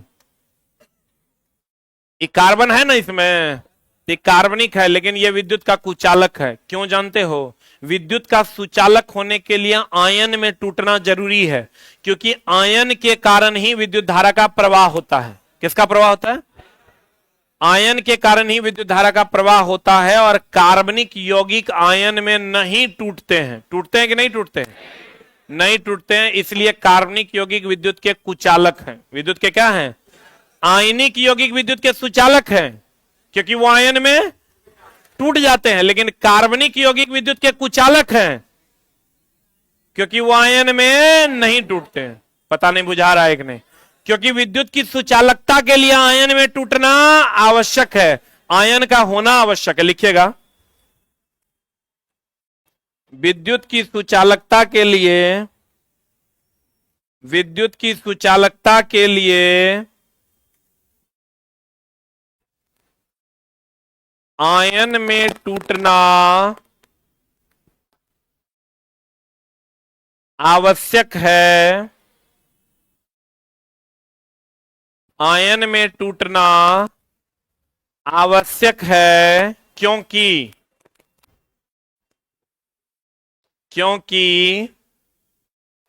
आयन के कारण ही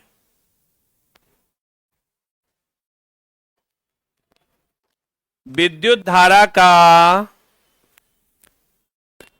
प्रवाह होता है,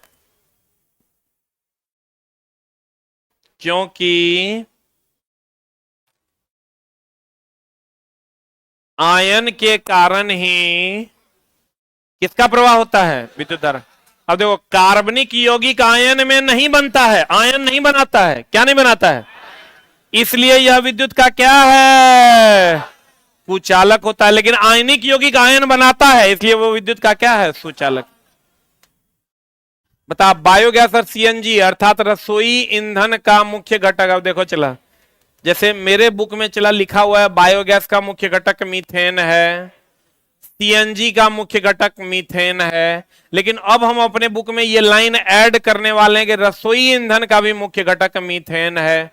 अब रसोई ईंधन में बायोगैस भी आ गया, बायोगैस बोले तो गोबर गैस, बायोगैस बोले तो गोबर गैस आ गया कि नहीं आया। रसोई गोबर गैस से खाना बनाते हुए सुना है कि नहीं। तो अगर तुमको कह दे गोबर गैस, बायोगैस, एलपीजी, सीएनजी, इसका मुख्य घटक कौन है, मीथेन। तो चला बायोगैस बोले तो गोबर गैस, उसका मुख्य घटक भी क्या है, मीथेन। रसोई गैस में कभी कभी दे देता है, तो रसोई गैस में लड़का मारता है, रसोई गैस बोले तो एलपीजी, रसोई गैस लड़का मारता है क्या, एलपीजी। और आपको पता होगा एलपीजी का जो मुख्य घटक है वो ब्यूटेन है। तो लड़का से अगर पूछ देता है कि बताओ बाबू एलपीजी रसोई गैस का मुख्य घटक क्या, तो लड़का मारता है रसोई गैस का मुख्य घटक, रसोई गैस बोले तो एलपीजी, एलपीजी बोले तो ब्यूटेन। वो गलत है, रसोई गैस कह रहा है, इसका मतलब ये गोबर गैस की बात। अगर डायरेक्ट एलपीजी नहीं कर रहा है, इसका मतलब कौन गैस की बात कर रहा है, गोबर गैस। गोबर गैस मतलब कौन गैस, बायोगैस। आप बायोगैस बोले तो कौन घटक, मीथेन। बुझा रहा है। लेकिन अगर कह दे एलपीजी रसोई गैस में कौन मुख्य घटक, क्या क्या मारिएगा, ब्यूटेन। अरे बुझा रहा है। और अगर कह दे रसोई ईंधन में मुख्य घटक कौन, मीथेन। अगर कह दे बायोगैस का मुख्य घटक कौन, मीथेन। अगर कह दे सीएनजी का मुख्य घटक कौन, मीथेन। अरे बुझा रहा है। अब कहते हैं, गौर फरमाइएगा, अपरूप अपर रूप। देखो अब चला, एगो चीज ध्यान रखना, तत्व का संबंध रासायनिक गुण से है, किससे है चला, अगर तत्व समान मतलब रासायनिक गुण समान, बोलो हाँ। और भार का संबंध जो है भौतिक गुण से है। अगर आप पढ़े होंगे तो हम जरूर आपको पढ़ाए होंगे। एक बात बताइए, ऑक्सीजन का अपर रूप ले लीजिए, ऑक्सीजन का अपर रूप ले लीजिए, कौन रूप ले लीजिए, एगो O2 ले लीजिए, एगो O3 ले लीजिए, बोलिए हाँ। तेरा में तत्व समान है कि नहीं है, अरे तत्व दोनों में ON है, तो तत्व समान है मतलब रासायनिक गुण समान की असमान।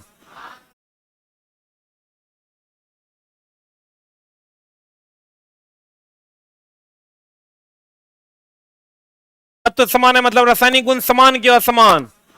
हाँ, और अगर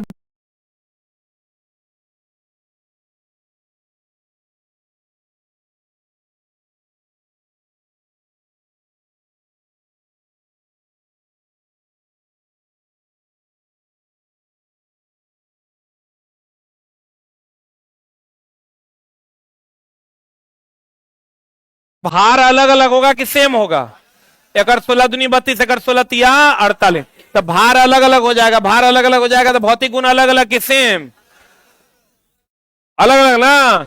इसका मतलब अपर रूप का तत्व समान है तो रासायनिक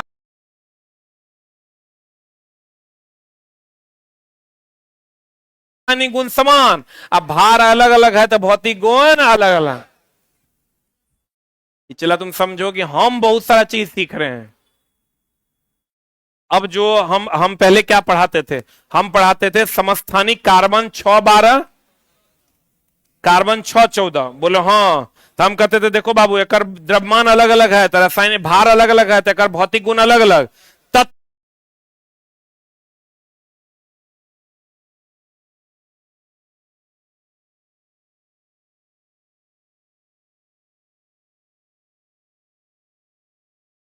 तो सेम है तो रासायनिक गुण समान, बोलो रे।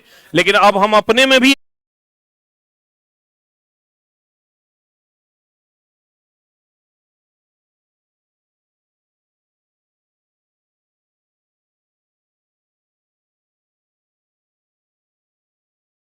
एक लाइन जोड़ेंगे कि भैया अपर रूप ऑक्सीजन का अगर अपर रूप है, कार्बन का अपर रूप है कार्बन 612, कार्बन 614, तो कार्बन 612 कार्बन 614 में कार्बन समान है कि अलग अलग है?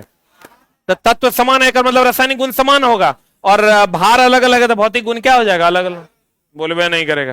देखो बात बताओ, अगर आर्गन 1840 दे दें तुमको और कैल्शियम 2040 दे दें, तो बताइए हमको इसका भौतिक गुण जो द्रव्यमान पर निर्भर करता है, भार पर, ये समान के अलग अलग?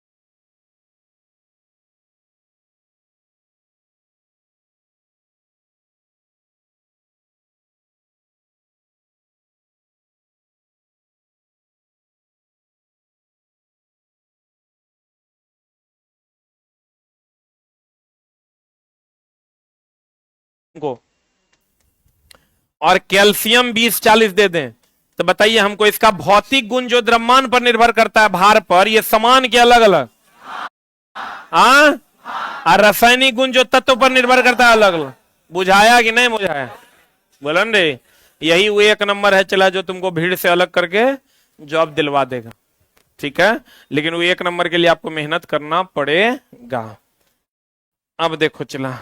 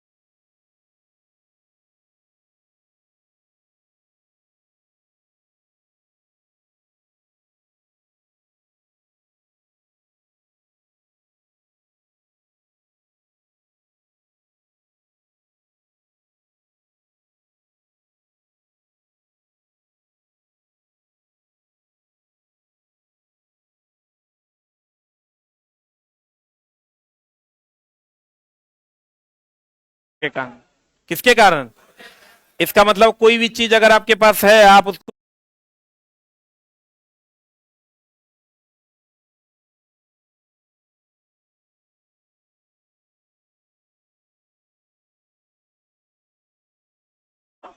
जैसे अगर हम दे रखिएगा तो आपका बंधन गुण अलग अलग। कहता है अपर रूप के रासायनिक गुण समान, भौतिक गुण अलग अलग। बोलो हाँ, बोलो हाँ। अब कहता है चला कार्बन की श्रृंखला। अब देखो कार्बन जो श्रृंखला बनाता है, चेन बनाता है, क्या बनाता है चला? कार्बन जो चेन बनाता है, श्रृंखला बनाने का गुण होता है, चेन बनाने का गुण होता है। कार्बन मजबूत बंधन बनाता है, मजबूत बंधन बनाता है अपने छोटे आकार के कारण। किसके आकार के कारण? कार्बन मजबूत बंधन बनाता है अपने छोटे आकार के कारण। अगर आप किसी से आकर्षण ज्यादा रखिएगा तो आपका बंधन मजबूत रहेगा। आकर्षण ज्यादा रखने के लिए आपको उसके साथ बंधन बनाना पड़ेगा। क्या बनाना पड़ेगा? आप बंधन बनाइएगा तो आकर्षण हो जाएगा, आकर्षण हो जाएगा तो आपकी मजबूती क्या हो जाएगी? बढ़ जाएगी। तो कहते हैं अगर ये देखो, ये अगर न्यूट्रॉन और प्रोटॉन है, इसका साइज इतना बड़ा है, अगर ये न्यूट्रॉन और प्रोटॉन है, इसका साइज इतना बड़ा है, इलेक्ट्रॉन यहाँ है, तो बताओ इसमें आकर्षण कम होगा कि ज्यादा? दूरी ज्यादा है, आकर्षण कम होगा। जैसे अगर हमारी दूरी आपसे ज्यादा हो जाएगी, तो दूरी ज्यादा हो जाएगा तो हमारा आपका आकर्षण क्या हो जाएगा? कम हो जाएगा। बोलो न रे। इसलिए दूरी कम रखिए, दूरी कम रखिएगा तो आकर्षण क्या होगा, ज्यादा। आकर्षण ज्यादा होगा तो मेरे दोस्त इसमें दूरी कम है, आकर्षण ज्यादा होगा, आकर्षण ज्यादा होगा तो मजबूत बंधन बनेगा कि कमजोर। अब मजबूत बंधन बनेगा तो फिर टूटेगा नहीं। तो आपको कहेगा अपना छोटा आकार, अपना बोलन रे, जैसे चला तेरा घमंड कम रहेगा, घमंड कम रहेगा तुम्हारा बंधन दूसरे से मजबूत होगा कि कमजोर। अगर तुमको घमंड बहुत ज्यादा है, क्योंकि हर आदमी के पास कुछ ना कुछ एक्स्ट्रा होता है, अपने उस एक्स्ट्रा पे बहुत ज्यादा घमंड है तुमको, तो तुम्हारा बंधन क्या हो जाएगा, कमजोर। अगर तुम्हारा बंधन उस एक्स्ट्रा के को कम कर दो तो तुम्हारा बंधन क्या हो जाएगा, मजबूत। तो भैया इसका आकार छोटा है, इसका आकार छोटा है, इसका गुण है, इसका ये गुण है, तो भैया मजबूत बंधन बनाता है। कैसा बंधन बनाता है, आपको कहेगा कार्बन क्यों मजबूत बंधन बनाता है, अपने छोटे आकार के कारण। किसके कारण, इसका मतलब कोई भी चीज अगर आपके पास है, आप उसको छोटा करके रखिएगा तो आपका दूसरे के साथ बंधन मजबूत बनेगा, चाहे वो कोई भी चीज हो। तो कहते हैं, गौर फरमाइएगा, कार्बन में श्रृंखला बनाने की क्षमता होती है, और कार्बन अपने छोटे आकार के कारण मजबूत बंधन के बड़े आकार के कारण। सिलिकॉन हाइड्रोजन के साथ 7/8 परमाणुओं तक श्रृंखला बनाता है, यहां 7 से 8 हो जाएगा। सिलिकॉन हाइड्रोजन के साथ 7 से 8 परमाणुओं तक श्रृंखला बनाता है, जो अति अभिक्रियाशील होता है।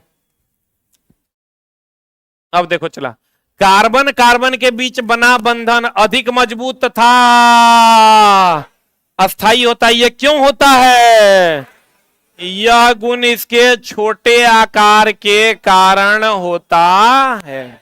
किसके कारण होता है, छोटे कार्बन कार्बन के बीच बना बंधन अधिक मजबूत और अस्थायी होता है। किसके कारण, ये भी चला तुमको क्वेश्चन कहीं ना कहीं मिला होगा, एनसीईआरटी अगर पढ़ा होगा तो ये क्वेश्चन तुमको जरूर से जरूर मिला होगा।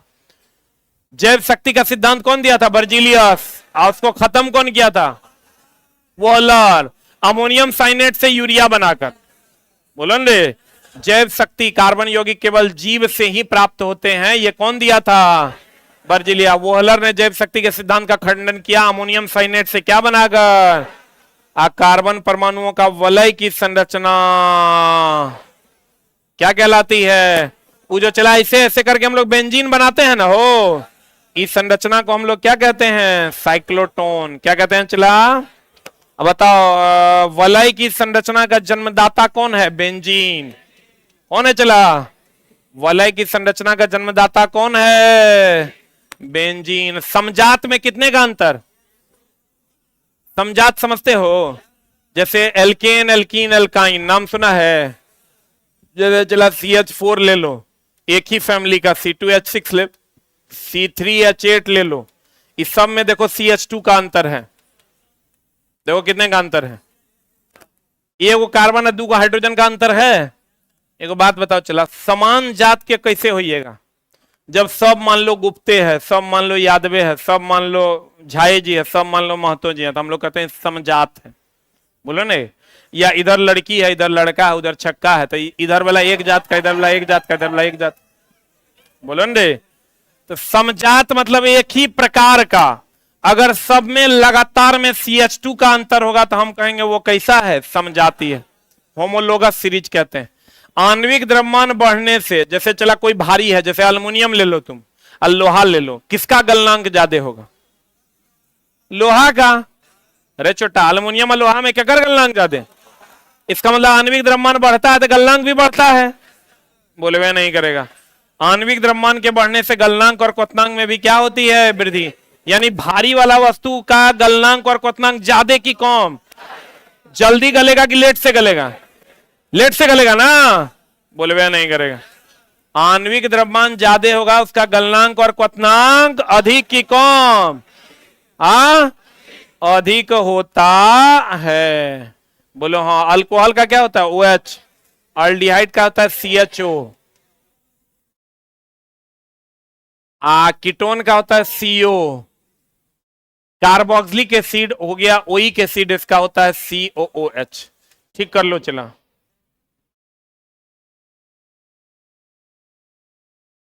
CHO,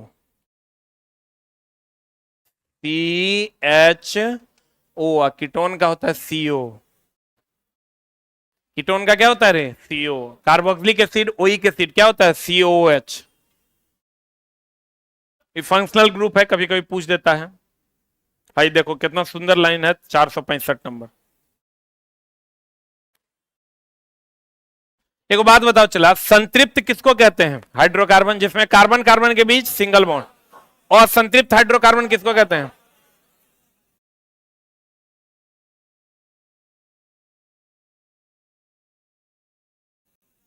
जिसमें कार्बन कार्बन के बीच डबल बॉन्ड या कार्बन कार्बन के बीच ट्रिपल बॉन्ड। बोलो हाँ। तो एक बात बताओ, हम लोग जो मीथेन यूज करते हैं, CNG यूज करते हैं, तो CNG बढ़िया से जलता है तो कौन लौ देता है? नीला। तो CNG में मीथेन होता है रे। अब मीथेन में सिंगल बॉन्ड की डबल बॉन्ड? सिंगल बॉन्ड होता है। संतृप्त हाइड्रोकार्बन किस लॉ के साथ जलेगा? नीला। अब वही असंतृप्त हो जाएगा, अब पीला। तो एकर उष्मा कम की ज्यादा? एकर उष्मा कम, एकर उष्मा अधिक। नीला लौ की उष्मा अधिक, बोलो रे। नीला लौ की उष्मा अधिक, पीला लौ की उष्मा कम। संतृप्त बोले तो कार्बन कार्बन के बीच सिंगल बॉन्ड की डबल बॉन्ड? Single bond. असंतृप्त बोले तो कार्बन कार्बन के बीच डबल या ट्रिपल बॉन्ड? बोलो हाँ। असंतृप्त होगा तो इसकी उष्मा अधिक, असंतृप्त होगा उष्मा कम। कहेगा सबसे अधिक उष्मा किस लौ की होती है? नीले लौ की। कम उष्मा किसकी होती है? पीला। एकरो से कम हो जाता है लाल के। एकरो से कम क्या होता है? लाल। एक मतलब अगर उष्मा का क्रम की बात करें, उष्मा की क्रम की बात करें, सबसे अधिक नीला, और नीला से कम पीला, पीला से कम लाल। जल्दी से लिख लो।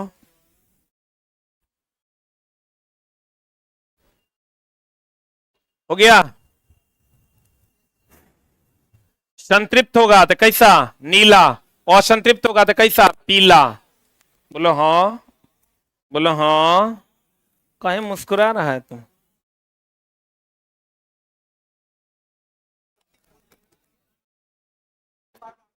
संतृप्त होगा तो कैसा लो? नीला। असंतृप्त होगा तो पीला। सबसे ज्यादा उष्मा किसमें होगा? नीला में। बोलो न रे। उससे कम किसमें होगा? पीला में। और उससे कम किसमें होगा? लाल में। तो आपको कहेगा बताइए, अगर बहुत बढ़िया से जलेगा, कोई अशुद्धि नहीं रहेगी, तो कौन सा लौ देगा? नीला। जैसे नया नया गैस सिलेंडर खरीदता है तो कैसा रोशनी देता है? मतलब कैसा उष्मा देता है? नीला। अरे बोलो ना रे। नहीं, नीला की पीला? तो चला नया नया जब हम लोग गैस सिलेंडर खरीद के लाते हैं, एकदम नया सिलेंडर, नया गैस भरा के नया सिलेंडर, तो आप देखिएगा कौन रंग देता है? नीला। धीरे धीरे वो कैसा होने लगता है? पीला। अब पीला हो जाएगा, धीरे धीरे कार्बन जमने लगता है। कार्बन जम के कालिख जमने लगता है। कभी कभी कुकर के किसी खास पार्ट में आप देखिएगा कालिख जम जाता है। बोलो न रे। तो कहते हैं संतृप्त हाइड्रोकार्बन कौन रंग देता है? नीला। और संतृप्त कौन रंग देता है? पीला। अब सबसे ज्यादा उष्मा किसमें होता है? नीला में। उससे कम किसमें होता है? पीला में। और उससे कम किसमें होता है? लाल में। क्लियर है? Any doubt? पक्का? हाँ। चला एक आवश्यक सूचना कृपया ध्यान दें।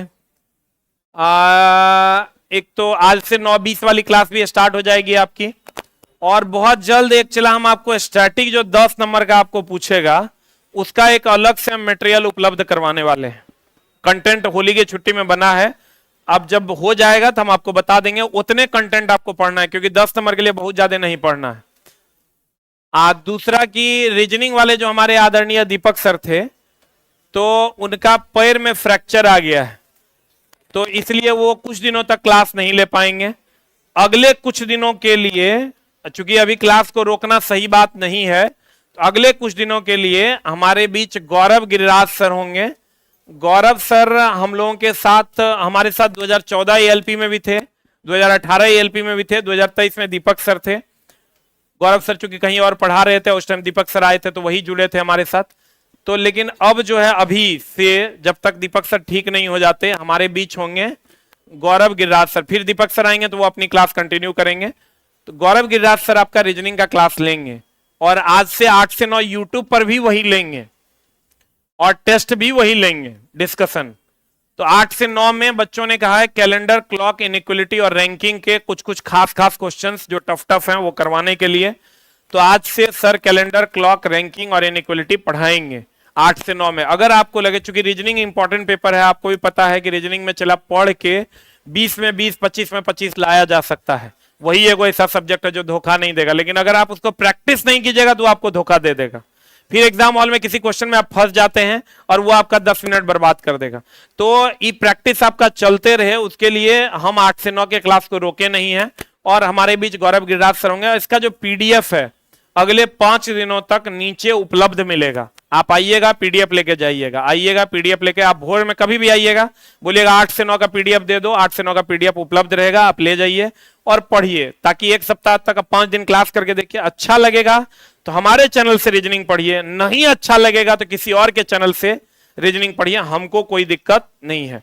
हम चला अपने तरफ से जो best of the best, experiment नहीं किए हैं, जो एकदम ट्रेंड फैकल्टी है उसी को लाने की कोशिश किया। अभी बच्चे आप लोग रीजनिंग टेस्ट का डिस्कशन किए भी होंगे, कैसा पढ़ाए? 10 में 10 की 10 में 9? 10 में पक्का ना? चलेगा कि भगा दें? पक्का ना? चलेगा नहीं चला दौड़ेगा, चलेगा कि दौड़ेगा? पक्का ना? तो ये हमको चला विश्वास था, आपको अच्छे से गाइड कर देंगे सर और आपको नेक्स्ट लेवल में लेके जाएंगे। अगर आप 20 में 17 सोच रहे थे तो आप इनके साथ 19 सोच सकते हैं, उस लेवल में आपको ये रीजनिंग पढ़ाएंगे। तो आज से अभी भी पीडीएफ मिल रहा है, आप लेके जा सकते हैं। और जो ऑनलाइन वाले बच्चे हैं 8 बजे से उनका क्लास आज से स्टार्ट होगा। अगर आप कर पाते हैं तो अभी से एग्जाम तक रीजनिंग का ये 8 से 9 वाला सेशन जरूर कंटिन्यू रखिए। और टेस्ट में भी अब आपको अभी गौरव गिरिराज सर दिखेंगे, जब फिर दीपक सर आएंगे तो वो दिखेंगे। Thank you very much.